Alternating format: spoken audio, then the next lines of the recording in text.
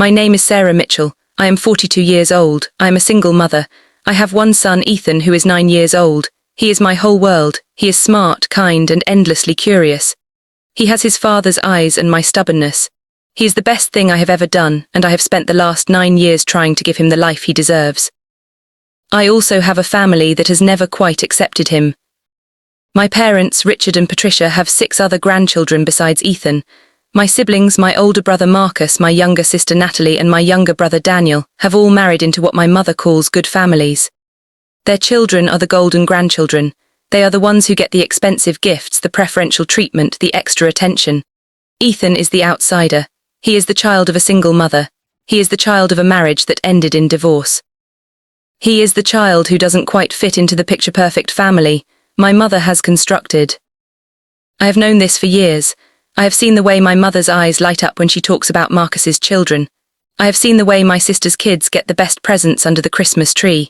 I have seen the way Ethan is always an afterthought, always the last one remembered, always the one who gets the leftovers. I have seen it, and I have swallowed my anger because I didn't want to cause drama. I didn't want to be the difficult one. I didn't want to be the one who made things awkward. But the steak incident was the last straw. Looking back, I should have seen it coming. The pattern was there from the very beginning, woven into the fabric of every family gathering like a dark thread that no one wanted to acknowledge. I remember Ethan's first Christmas. He was barely 6 months old, a chubby little bundle with tufts of dark hair and a smile that could melt glaciers. My mother had organized a grand Christmas celebration at her house. The tree was enormous, covered in expensive ornaments and twinkling lights. Presents were stacked so high they practically touched the ceiling. I watched as Marcus's children opened gift after gift. Designer clothes, electronic toys, a new bike. My sister's kids received similar treasures. Then it was Ethan's turn. My mother handed him a small, wrapped box. I could tell just from the size and weight that it wasn't anything special. I unwrapped it for him. He was too young to do it himself. Inside was a cheap plastic rattle, one of those generic ones you see in discount bins at drugstores. It probably cost less than $5. I tried to smile. I tried to be grateful, but something inside me cracked. Not because of the rattle itself. Ethan didn't care what he got. He was a baby. He was happy with anything, but because of what it represented. The message was clear: you don't matter as much as the others. You are an afterthought. You are less than. "I'm sorry, Sarah," my mother said, not sounding sorry at all. "I didn't know what to get him. He's so young, and Marcus's kids had such specific requests." I nodded. I swallowed my disappointment. I told myself it was just a mistake.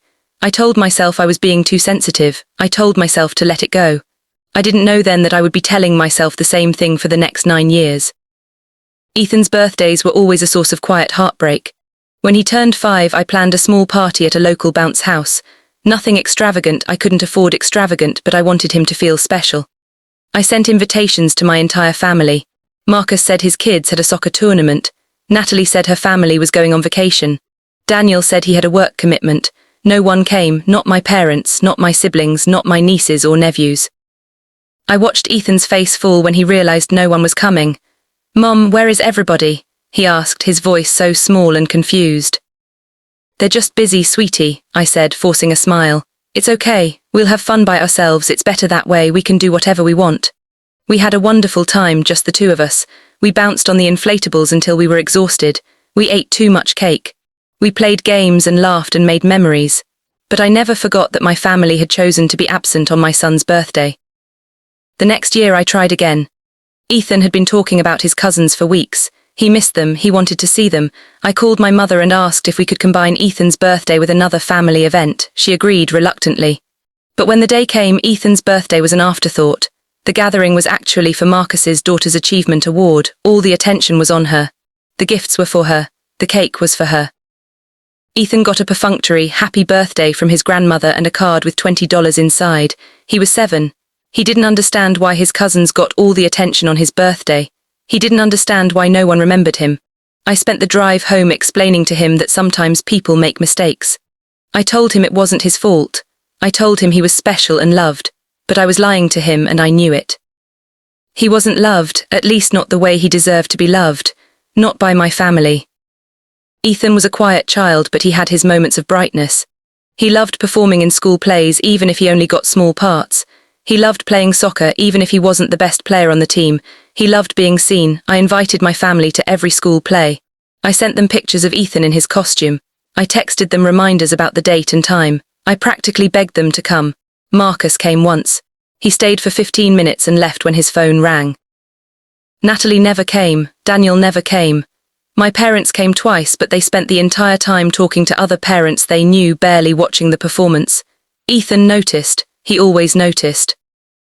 "Mom, did Grandma see me?" he'd ask after each performance. "Yes, sweetie," I'd lie. "She saw you. You were wonderful." But he knew the truth. He knew he wasn't important enough for them to make time for him. He knew he was the afterthought, the second-class citizen, the one who didn't quite fit in. And I knew it too. I knew it, and I hated myself for not being able to protect him from it. I hated myself for not having the courage to walk away sooner. I hated myself for thinking that if I just tried harder, if I just made more of an effort, my family would finally see him for the wonderful person he was. Then came the steak incident. It started with a family dinner. My mother had invited everyone to her house for a Sunday dinner. It was supposed to be a casual gathering, just a chance for the family to get together and catch up. I was excited. It had been months since we had all been in the same room. I wanted Ethan to spend time with his cousins. I wanted him to feel like part of the family. When we arrived, my mother greeted us at the door. She kissed my cheek and patted Ethan on the head, but her eyes were already scanning the room, looking for her other grandchildren. She was distracted. She was always distracted when I was around. She was looking past me, through me, as if I was just a delivery service bringing her grandson to her door.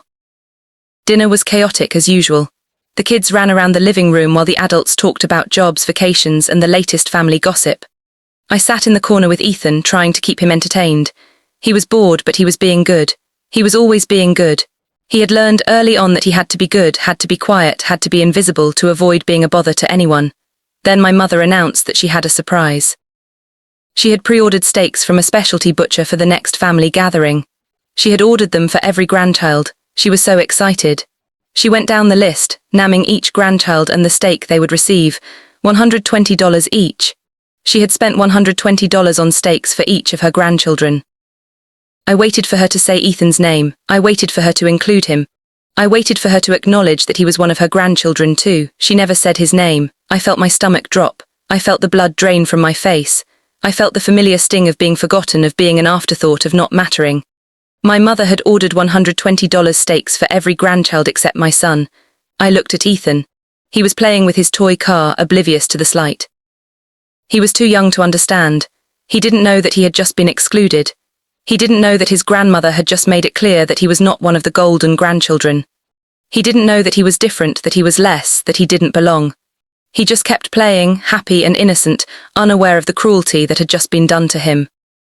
I didn't say anything at the dinner. I didn't want to cause a scene. I didn't want to embarrass my mother in front of everyone. I didn't want to be the difficult one. So I smiled, nodded, and pretended everything was fine. But inside I was seething. Inside I was devastated.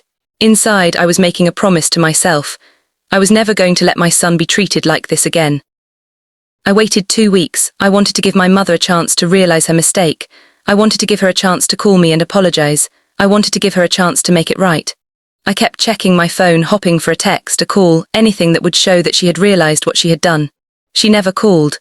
During those 2 weeks, I replayed the dinner over and over in my mind. I remembered my mother's face as she listed the grandchildren. She had been so proud, so pleased with herself. She had spent all that money to make her grandchildren happy, and she thought that was enough. She thought the money made up for the exclusion. She thought the gift was a substitute for love. I remembered the way my sister Natalie had nodded along, oblivious to what was happening.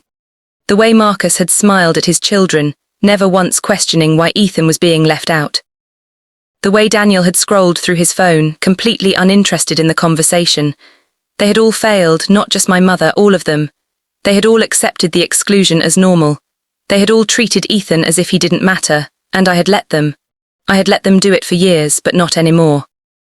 2 weeks later, the family gathered again for the steak dinner.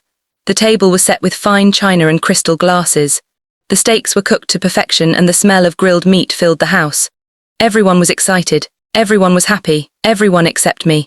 I arrived with Ethan, and I could feel the tension radiating from my mother as soon as I walked through the door.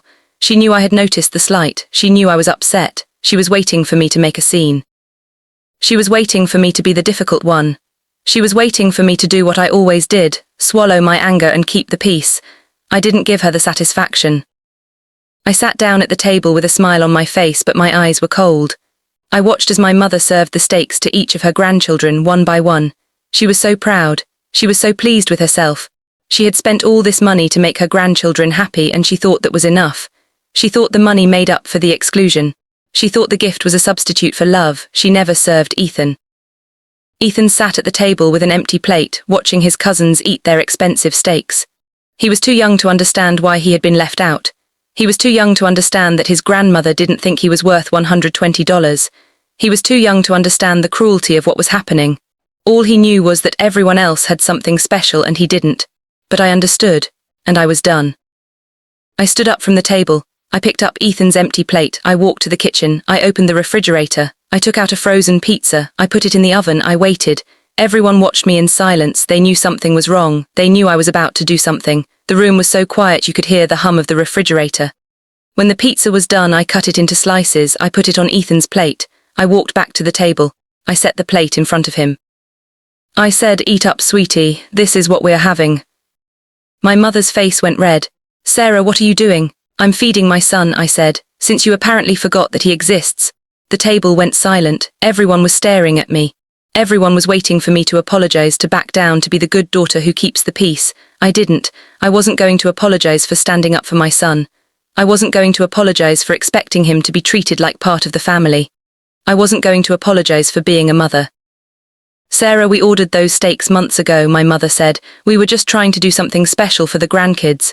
"And you did," I said. "You did something special for 6 of your grandchildren. You just forgot about the 7th one." My sister Natalie spoke up. "Sarah, you're being dramatic. It was an honest mistake."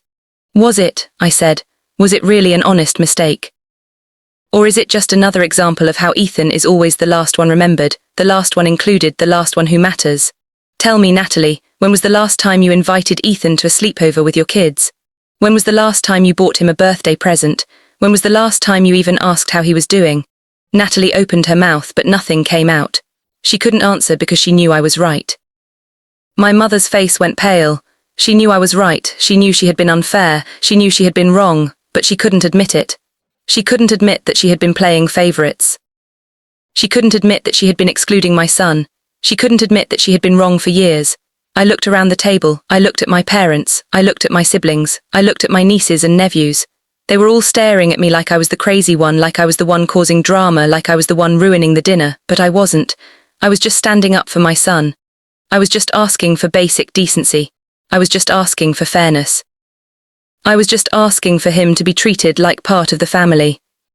"Let's go, Ethan," I said. "We're leaving." Ethan looked up at me with his big brown eyes. "But Mom, I didn't get to finish my pizza." "Don't worry, sweetie," I said. "We'll finish it at home." I picked him up. I carried him out of the house. I didn't look back. I didn't say goodbye. I just left. The drive home was silent. Ethan didn't understand what had happened. He didn't know why we had left early. He didn't know why his grandmother hadn't given him a steak. He didn't know why he was always the one who got left out. "Mom, why did we leave?" he asked, his voice small and confused. "Sometimes adults don't always do the right thing, sweetie," I said, my voice trembling. "But I will always protect you. I will always stand up for you. I love you more than anything in the world. Why doesn't Grandma love me as much as my cousins?" The question hit me like a physical blow. I felt my heart shatter into 1,000 pieces. I pulled the car over to the side of the road. I turned to look at my son, this beautiful, innocent child who had never done anything to deserve the cruelty he had experienced. "Ethan, listen to me," I said, taking his face in my hands. "Grandma does love you, but sometimes people make mistakes. Sometimes people don't realize how much they're hurting the people they love. It's not your fault. It's never been your fault. You are perfect just the way you are. Do you understand me?" He nodded, but I could see the confusion in his eyes. I could see the doubt. I could see the beginning of a belief that would be hard to break, the belief that he wasn't good enough, that he didn't matter, that he would never be loved the way he deserved to be loved. I drove home in silence. I tucked him into bed that night and kissed his forehead. He fell asleep with a smile on his face, but I lay awake for hours, staring at the ceiling, thinking about everything that had happened. I had spent my whole life trying to please my parents. I had spent my whole life trying to be the good daughter. I had spent my whole life swallowing my anger and pretending that everything was fine. And what had it gotten me? It had gotten me a son who was constantly overlooked. It had gotten me a family who didn't see me or my child as important. It had gotten me a lifetime of being the second-class citizen in my own family. I was done. The next morning I made a decision. I was going to distance myself from my family. I was going to stop trying to please them. I was going to stop attending family events where my son was treated like an outsider. I was going to stop pretending that everything was okay. I was going to protect my son even if it meant losing my family. I blocked my mother's number. I blocked my sister's number. I stopped responding to texts. I stopped returning calls. I stopped going to family dinners. I stopped being the daughter who always showed up and never complained. It was hard. It was lonely. There were days when I questioned my decision. There were days when I felt guilty. There were days when I missed my family. But every time I doubted myself, I remembered the look on Ethan's face when he realized he had been left out. I remembered the empty plate in front of him. I remembered the sting of being forgotten. And I knew I had made the right choice. I started building a new life for Ethan and me. I found a community of other single mothers who understood what I was going through.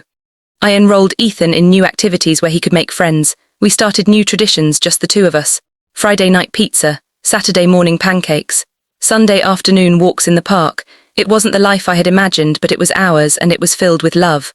For the first time in years, I felt free. I wasn't constantly trying to prove myself to my family.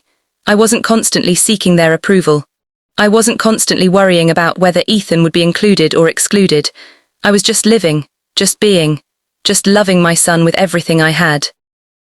Ethan thrived. Without the constant reminder that he wasn't enough, he started to come out of his shell. He made new friends at school. He joined the soccer team and discovered a love for the game. He started talking more, laughing more, smiling more. He was happy, and I was happy too.